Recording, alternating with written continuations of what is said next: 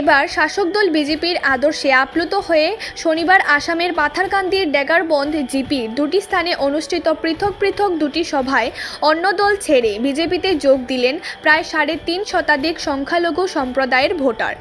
এদিন ডেগারবন্দ বিজেপির ১১৯ এবং ১৯০ নং ভোট কেন্দ্রে দুটি যোগদান সভা অনুষ্ঠিত হয়।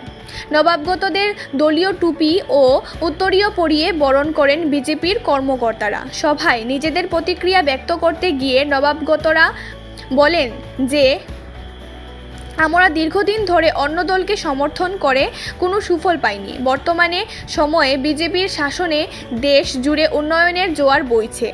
বিদেশের দরবারেও ভারতের নাম উজ্জ্বল হয়ে উঠেছে। ফলে আমরা দেশের প্রধানমন্ত্রীর কাজে অনুপ্রাণিত হয়ে গেরুয়া শিবিরকে স্বেচ্ছায় সমর্থন জানাই।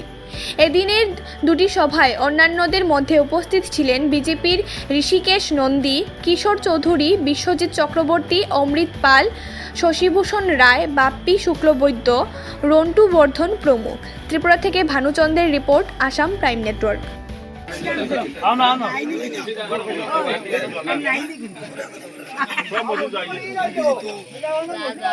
যারা